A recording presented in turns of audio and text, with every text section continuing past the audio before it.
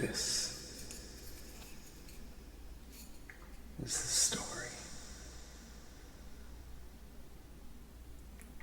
of how my friend and I almost got ourselves into a lot of trouble. Almost. All started. We went to a small town in New York.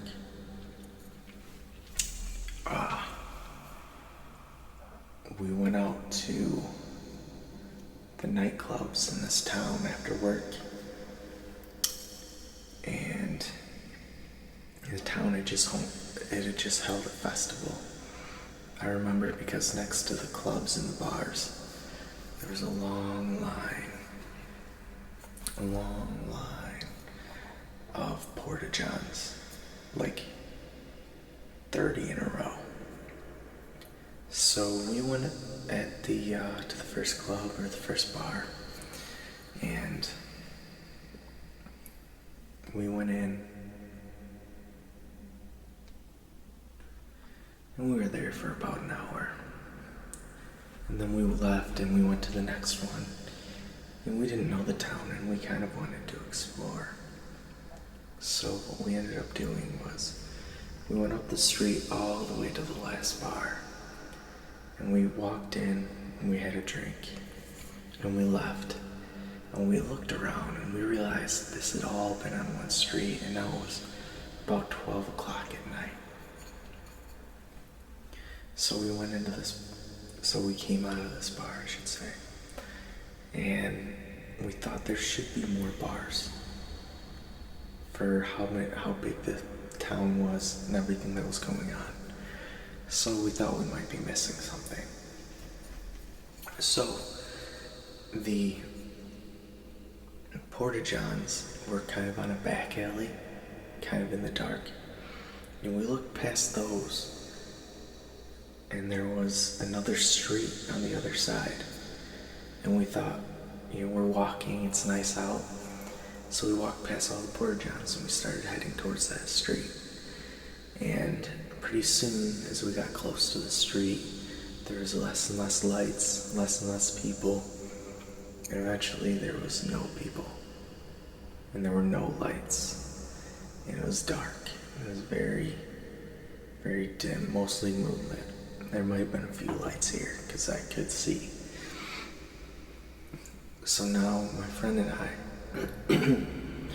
we get to the end of this street, and we can hear way off in the distance all the noise going on from the street that was where all the bars were, where all the people were. But where we were at, it was quiet. You could hear the steam rising from the manhole covers. Stuff like that was more prominent. The sound around where we were at, you could hear footsteps as they echoed. And so we're looking around, and it's dark, and there's no one around. We decide we better get back to where all the lights and the people are. So we look, and we could go back the way the porta-johns, but that was a back alley, and it was kind of even darker. We had to pass like a little bit more of a barren spot. And if we looked at the very end of the road that we had just turned on was the street that all the bars were on. So all we had to do was walk about 100 yards and we would be back on the busy street. So we start walking, and we're walking down the sidewalk and we're heading here, and all of a sudden these four guys come out of nowhere, and they move out.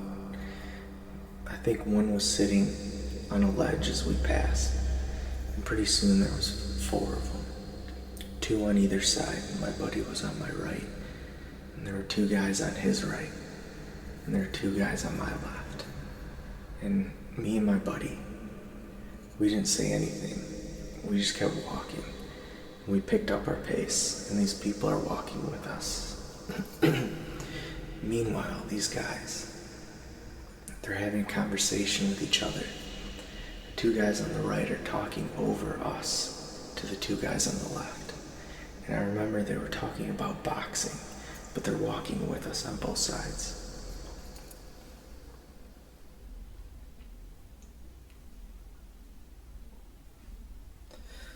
And as we walked, we sped up and they sped up.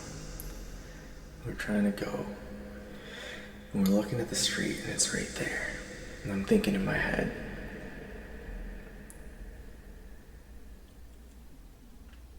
for some reason, I was like, I might have to fight. Like if someone grabs me or robs me, I'm gonna have to just start throwing punches and just praying my buddy's on the same page and you can get lucky and maybe knock one guy out and make it, and hopefully if he could do the same, we could somehow manage to make it a fair fight and stand a chance. Meanwhile, I found out later, my buddy said his plan was if anything changed, he was just gonna take off running. So, I was really set to be screwed. So the guys are talking over us. And all of a sudden one of them goes, "What are you doing?" And we were just walking, trying to get to the road, and we just kept walking. And all of a sudden the guy goes, "Hey," louder. I said, "What are you doing?" And my buddy's like, real quiet, real timid. He goes, "Nothing." And I'm just walking. And he was like, "Oh," and he kind of said, I can't remember how he said it now. I want to say he was like, "Do you want an 8-ball?" But I can't say. Whatever he said, he basically was like, "You want to buy drugs?" And we were like, "No, thank you."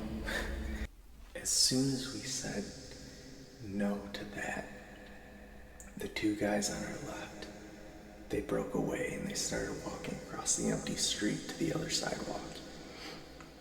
And I remember they kept on talking about their boxing conversation. And the one guy, I remember they were shouting. I remember him shouting about boxing. And once they were shouting, they went across the street. And eventually the two guys on our right slowed down. And we kept our pace of walking fast and began to pull away from them. And then the light of the street ahead and the noise grew. And as the four guys, the two guys on the left, they went and sat down, so they were gone. The two guys on the right faded into the background. We made it back out and we popped out into the light under groups of people and noise in the street.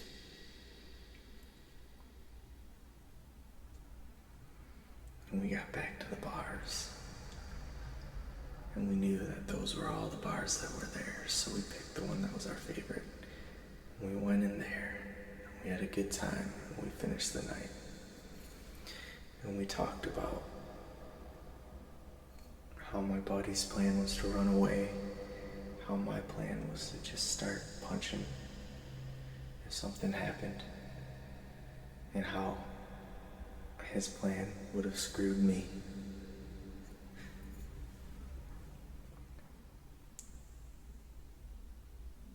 And that is the story.